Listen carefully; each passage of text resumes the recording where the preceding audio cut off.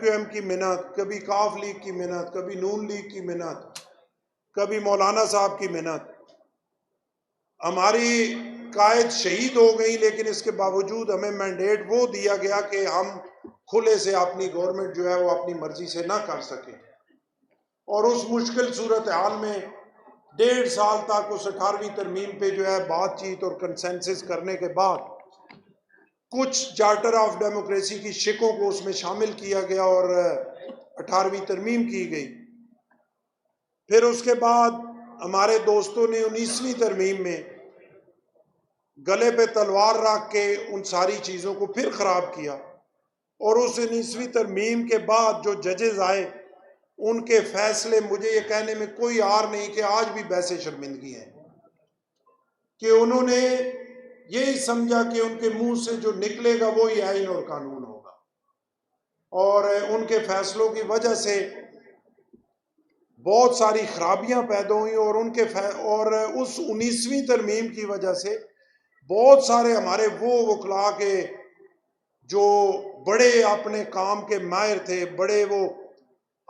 Visionary تھے، بڑے اپنے کام کو سمجھنے والے تھے، وہ چھوٹے چیمبرز سے تھے، وہ بیچارے رہ گئے. اور وہ 2 3 4 جو بڑے چیمبرز تھے، کیونکہ پاور آف بیلنس جو ہے وہ افتخار چودھری کے ہاتھ میں آ گیا، تو ان 3 4 چیمبر سے ہی وکلاء جو ہیں وہ ہائی کورٹ اور سپریم کورٹ کے ججز اپوائنٹ ہوتے رہے، جس کی وجہ سے خرابیاں پیدا ہوئیں. یہاں پہ بڑی زبردست بات کی گئی کہ اگر یہاں پہ پارلیمانی جمہوریت ہے تو پھر پارلیمنٹ سپریم ہے.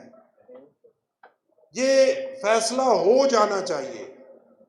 کہ پارلیمنٹ سپریم ہے یا سپریم کورٹ اور ہائی کورٹ سپریم ہے. تو جب پارلیمانی جمہوریت ہے تو پھر پارلیمنٹ سپریم ہے. پارلیمنٹ نے آئین سازی کرنی ہے، پارلیمنٹ نے قانون سازی کرنی ہے. لیکن بدقسمتی سے یہاں پہ وہ جو قانون سازی کا حق تھا اس کو ڈیمیج کیا گیا، اس کو کریش کیا گیا. اور پارلیمنٹ اگر کوئی قانون سازی کرتی تھی تو ججز صاحبان اس پہ ایکشن لے کر اس کو انڈو کر دیتے تھے. اور یہ میرا خیال ہے کسی پارلیمانی جمہوریت میں اس طرح ہوتا نہیں ہے. کورٹس کا کام ہے کہ وہ تشریح کریں، وہ قانون سازی نہیں کر سکتے. لیکن یہاں پہ وہ فیصلے بھی ہوا کہ میں نے کسی کو گولی ماری نہیں اور مجھے سزائے موت دے دی گئی، میرا ووٹ گنا نہیں گیا اور میں نااہل ہو گیا. صرف اور صرف، اور اس میں کوئی دوسری رائے نہیں ہے کہ یہ جو دور گزرا اس میں لوگوں کو پہلے پتہ ہوتا تھا. ہم تو عام پبلک ہیں، ہمیں پتہ ہوتا تھا. تو وکلاء برادری کو تو صبح آپ جب عدالتوں میں جاتے تھے تو آپ کو پہلے سے فیصلوں کا علم ہوتا تھا کہ یہ والا بینچ بنا ہے، یہ کس کے حق میں فیصلہ دے گا، یہ والے جج صاحبان کے پاس ہے تو یہ کس کے حق میں فیصلہ دے گی. لیکن مجھے یہ دعویٰ ہے کہ پیپلز پارٹی وہ پارٹی ہے کہ آج تک کسی بینچ، کسی عدالت میں کسی کو یہ نہیں ہوتا تھا کہ یہ والا بینچ ہے تو یہ پیپلز پارٹی کے حق میں فیصلہ دے گا. کیونکہ پیپلز پارٹی نے اس ملک کے اداروں کو بنانے کے لیے اپنے آپ کو قربان کیا. پیپلز پارٹی نے ججز میں اپنی گروپنگ نہیں بنائی، پیپلز پارٹی نے بیوروکریسی میں اپنی گروپنگ نہیں بنائی. پیپلز پارٹی نے کسی جگہ آپ دیکھیں جو ادارے ہیں ان میں آج تک میرا خیال ہے کوئی نہیں کہہ سکتا کہ فلانے جو ہیں یہ پیپلز پارٹی کے ساتھ ہے اور یہ ان کو فیور کر رہے ہیں، کیونکہ پیپلز پارٹی نے ادھر توجہ ہی نہیں دی. پیپلز پارٹی چاہتی ہے کہ جو گورنمنٹ ملازم ہے کسی بھی حوالے سے، کسی بڑی سیٹ پہ ہے یا چھوٹی پہ، عوام کے ٹیکسوں کے پیسے سے انہیں تنخواہیں دی جاتی ہیں اور وہ ساری عیاشیاں ان کی اس غریب عوام کے ٹیکسز کے پیسے سے ہے. تو وہ اپنا سارا کچھ اس ملک کے لیے کریں، بجائے اس کے لیے کریں کہ ہم نے پیپلز پارٹی نے ہمیں اپوائنٹ کیا ہے تو ہم ان کے لیے کریں گے، نون لیگ نے کیا ہے تو ان کے لیے کریں گے. مجھے یہ دعویٰ ہے کہ جو پسند کے ججز آئے اور جو انہوں نے فیصلے کیے، پاکستان کی تاریخ میں کوئی ایک فیصلہ کوئی گنوا نہیں سکتا کہ ان ڈمی ججز کے ان فیصلوں کی بینیفیشری پیپلز پارٹی ہو. پیپلز پارٹی کسی ایسی فیصلے کی بینیفیشری نہیں ہے، بلکہ ہمیشہ وہ تلواریں پیپلز پارٹی کے خلاف چلی. ذوالفقار علی بھٹو شہید سے لے کر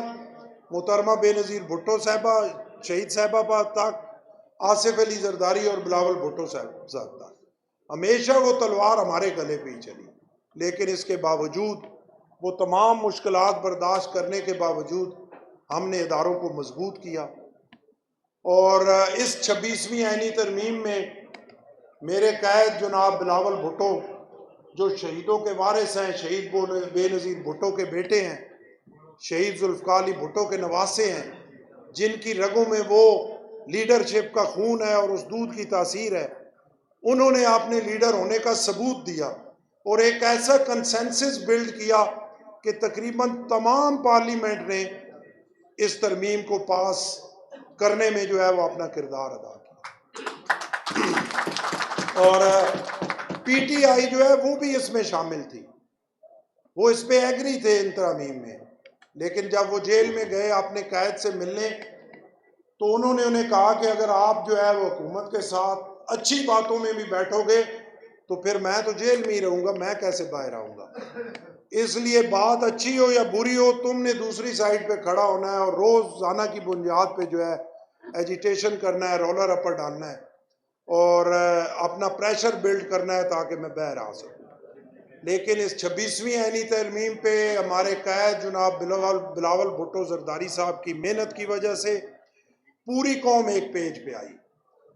اور یہ جو ترمیم ہے یہ بھی کوئی حرف آخر نہیں ہے، حالات واقعات کے ساتھ تبدیلیاں ہوتی ہیں، اس کو یہ چلے گی، یہ پارلیمانی کمیٹی یہ چیزیں آگے بڑھیں گی، یہ اپنا آئینی بینچ آگے چلے گا، اس کو دیکھا جائے گا 6 مہینے، سال، 2 سال تک، پھر اگر اس میں کوئی کمی کمزوری ہوگی تو انشاءاللہ آپ دیکھیں گے کہ پھر پیپلز پارٹی اس کو بہتر کرے گی، کیونکہ یہ کرنا پیپلز پارٹی نہیں ہے، اور ہم اور حسن مرتضیٰ صاحب، عنایت علی شاہ صاحب، ہم ورکر ہیں، ہمیں کئی دفعہ بڑی تکلیف ہوتی ہے کیونکہ ہم نے لوگوں کو فیس کرنا ہوتا ہے، ہم نے الیکشن میں جانا ہوتا ہے، ہم نے لوگوں کے پاس جانا ہوتا ہے، لیکن قیادت کے فیصلوں کی وجہ سے ہمیں پریشانی ہوتی ہے، لیکن جب ہم اپنی قیادت سے بات کرتے ہیں تو وہ کہتے ہیں ووٹوں کو چھوڑ دو، ایک سائیڈ پہ رکھ دو، پہلے ملک کی طرف دیکھو، ملک ہے تو پیپلز پارٹی ہے، ملک ہے تو نون لیگ ہے، ملک ہے تو پی ٹی آئی ہے، اور انشاءاللہ پیپلز پارٹی کی قیادت جس کا خون اس ملک کی بنیادوں کو مضبوط کرنے کے لیے، شہید ذوالفقار علی بھٹو عظیم لیڈر تھے، جو قوموں کی تاریخ میں صدیوں بعد ایسے لیڈر پیدا ہوتے ہیں اور وہ اسی جوڈیشری کی بھیت چڑھے۔